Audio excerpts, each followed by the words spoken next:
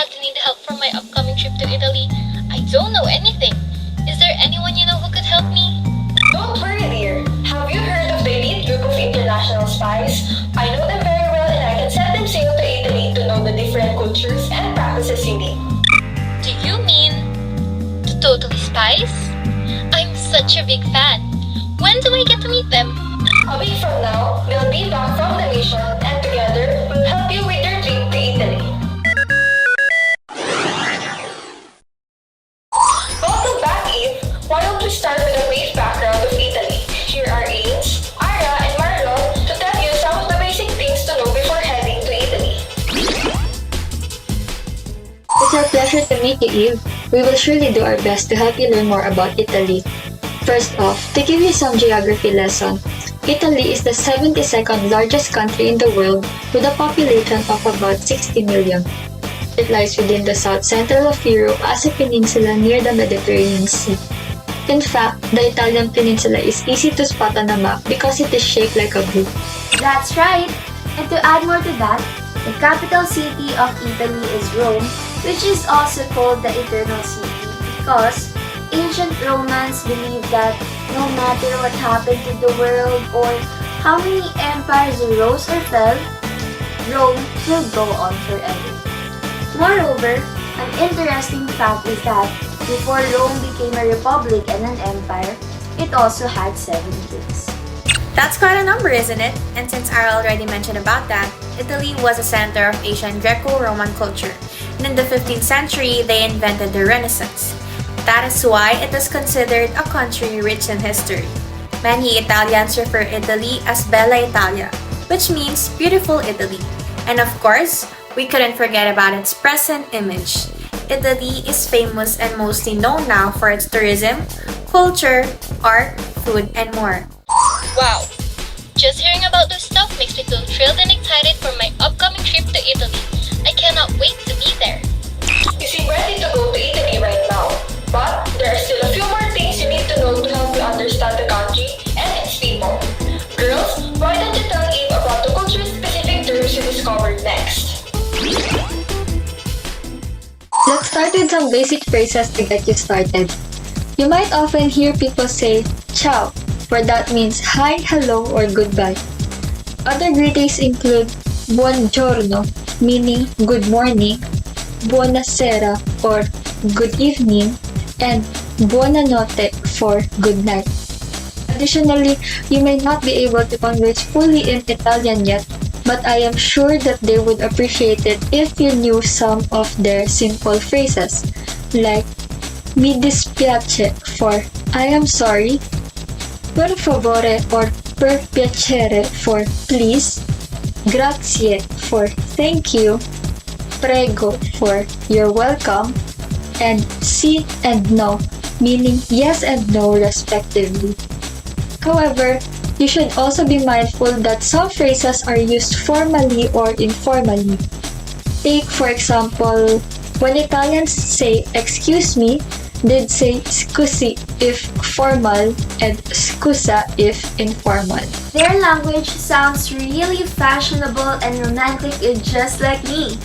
However, it's not only their language but their culture and lifestyle as well.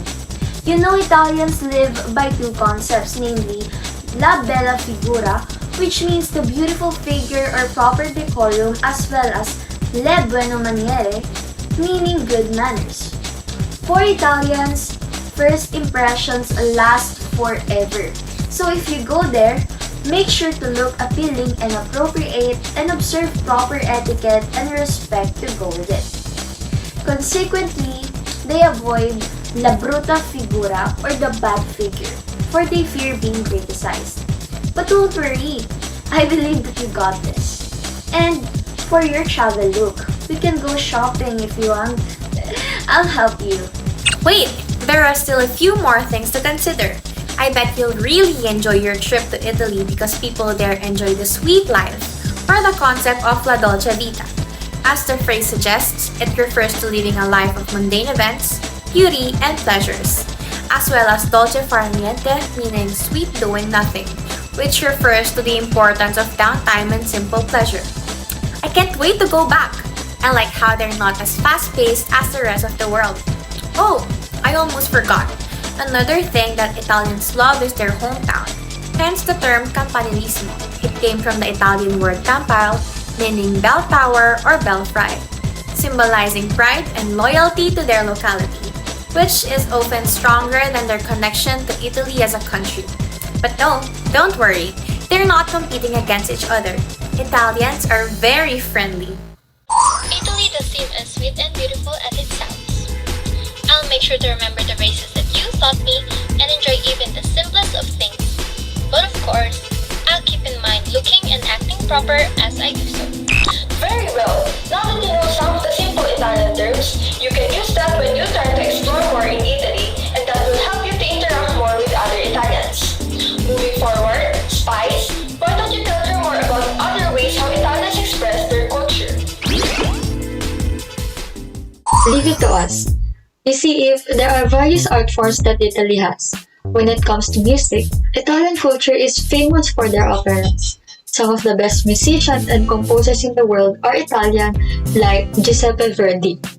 Further, when it comes to art, Italy is recognized as the birthplace of the Renaissance era, which is known for the biggest artistic movement in the world. The most famous piece of art in Italy is the ceiling of the Sistine Chapel of the Vatican, which was painted by the one and only Michelangelo.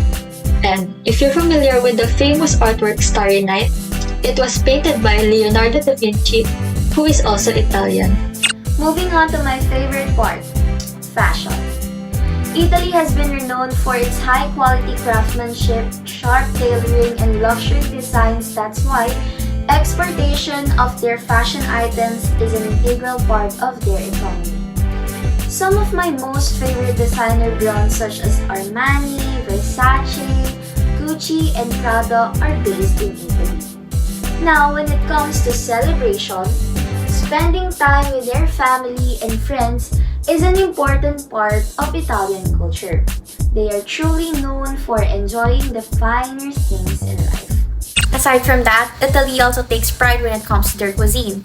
In fact, Italian family gatherings are often centered around food. The worldwide favorite pizza and pasta originates from Italy. These two food have been a main staple in the country. Besides the two, my favorite dessert, gelato, also came from Italy. Italian cuisine has influenced food culture around the world and is viewed as a form of art by many. When you get there, make sure to try out different Italian dishes and foods, and that will surely make your trip more worthwhile. As someone who is fond of art, I will make sure to visit and see personally different historical landmarks and art museums there is in Italy. And as a food lover myself, just by hearing about their food makes my mouth water. I will surely won't miss the chance to try those out. You are a fast learner as expected. However, apart from the different art forms and traditions they have for expressing themselves, Italians are also known for communicating while using various hand gestures. You three might as well teach her some of the gestures you learned so that she can avoid confusions and misunderstandings during her stay. Sure. I noticed a few gestures that were already familiar but whose names I had only recently learned, like the pine cone hand or finger purse gesture. You hold your hand upward and gather your fingertips at one point, keeping your fingers straight like this. This is especially used when expressing exasperation or confusion. Of course, they also have their famous spaghetti or spaghettata gesture, which they use when craving or suggesting that you go for some spaghetti. Use your index and middle fingers and repeatedly tilt them from side to side to imitate a fork picking up spaghetti. Apart from those, another gesture I think you should know is the let's go gesture. It is done by placing your palm inward with your fingers flattened but your thumb lifted and moving your hand in an up and down or diagonal motion several times like this. Use this to express that you already want to leave, but be careful because it means that it's because you were bored or annoyed. Ains, you totally forgot about the perfetto or perfect gesture. This gesture is iconic, so I'm betting you're familiar with it. If not, then I'm betting you'll be using it a lot. For it means that You believe something is perfect and Italy's culture would convince you of that. Just put your thumb and index finger together like this and gently touch your lips with the tips of your fingers, of course, and then blow a kiss like this. Perfect. But of course, you'll need more than that. You can also try from riches to rags when you feel sadness or disappointment from a drastic change, like when you suddenly wake up to a bad hair day. It's the worst feeling. Just place one hand in front of you with your palm facing downward like this and flip it over as you speak. Nonetheless, it's okay because you can also do the I don't care gesture or chin flick. Flatten your fingers, then flick them out from under your chin while keeping your head slightly like this. It's a sign of indifference that you're unbothered. I also noticed some gestures with vibes similar to that. Italians have this gesture done by pointing your fingers downward and moving four of them, excluding the thumb, together in a continuous circle, or by lowering your palm and move your fingers progressively starting with the pinky like playing a harp. Though I found out that this was originally a Neapolitan expression meaning hush hush or on the low, Italians now use it when they encounter a situation they think is absurd. Additionally, they also use a gesture called basta or enough. They flatten both hands level with their chest and draw an imaginary horizontal line like this to indicate that they'd reached their limit. If you ask me, it's pretty self-explanatory. However, here's one gesture you should be aware of. It's called look at that. Unlike the other gestures, this one has a negative connotation, indicating irritation or criticism for the other person. This is done by raising your arm with your elbow bent, pointing to the person you intend to direct it to, and having the hand open with the palm facing upward and sideways. I know about it because I accidentally did it and was told. That is something I will remember for the rest of my life. At least now, once you get the hang of these, you can avoid such mistakes. Oh, so those gestures came from Italy. I do recognize some of them. I don't know most of them yet, but it's a good thing you told me, or I might put myself in an awkward situation there. I may not be used to talking with those gestures yet, but I could still use them to better understand them. But I'll be mindful that although some of these gestures are playful, some could be offensive. That surely is an essential part of being culturally appropriate. Moving forward, just to give you some idea about Italian business culture, in case you might think of engaging someday, the girls will give you some basic knowledge about the business culture in Italy. From what we have gathered and observed, we found out that Italy is one of the best countries to establish a business in. This is because Italy has lower tax rate and higher labor productivity compared to other European countries. Moreover, the culture in Italian business is considered hierarchical, flexible, and has person-oriented work practices. First, job titles and one's position at work is the basis of how one interacts with other co-workers, whether a superior or a subordinate. Next, Italian employees are considered flexible because of their ability to manage work and life balance. And lastly, building relationships are important to Italians, and an essential part of it is having business meals. It will be seen as an insult to Italian when one refuses to eat with them. Now, when it comes to business dress code, Italians surely like it when you look presentable. They consider how one dress or present himself an important part of expressing who they are, since they also look at the physical appearance. One is considered wealthy and successful when he got a fashionable style, so it is highly recommended to make an effort to dress well, as this will also make one seem professional and trustworthy to Italians. How people act in business is also important for them. They appreciate polite speech. However, politeness is more felt in the tone than in the statement. Additionally, Italians do not prioritize punctuality, which could sometimes cause delays. One is expected to be patient and disregard thoughts that delays are a sign of disrespect. Italians expect the value of courtesy at all times, whether it be in social or business situations. What an interesting culture they have when it comes to business. I will surely remember this information so that if ever someday I decide to engage in business activities, I can adapt and apply some of their culture. You now have most of the basics regarding Italian culture down. But before we let you go with your trip to Italy, I think that it will also be best for you to know how the English language is affected by the country's culture, considering that it is also our universal language after all. Let's wrap things up by teaching her what you girls learned.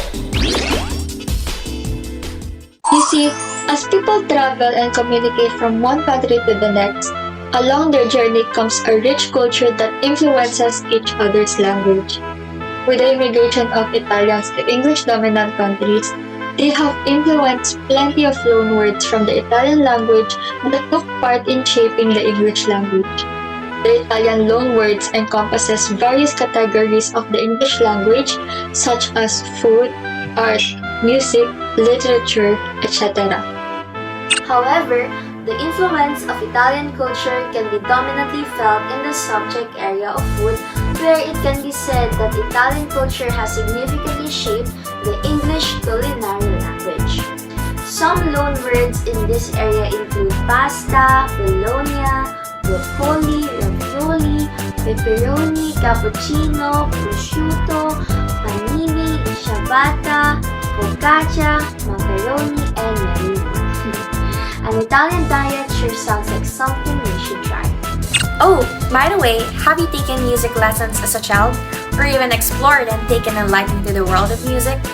If so, then you were probably introduced to Italian words that were integrated as loanwords into the English language in the area of music. Some examples of this would be allegro, piano, tempo, solo, forte, alto, soprano, cello, maestro, opera, and many more.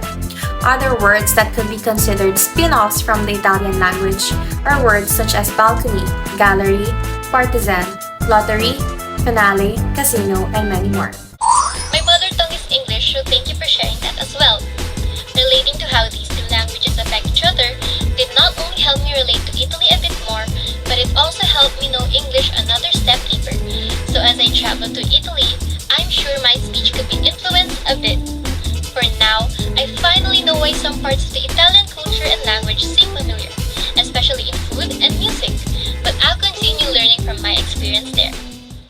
Seems like you already know your Italy kid, from its background, basic Italian terms and phrases, expressions, gestures, doing business the Italian way, and even how the English language affected the country. See, Professor, I can confidently go to Italy without embarrassing myself. Grazie, Professor, and grazie, Totally Spies. You've been a great help to me. It's our pleasure. Ciao!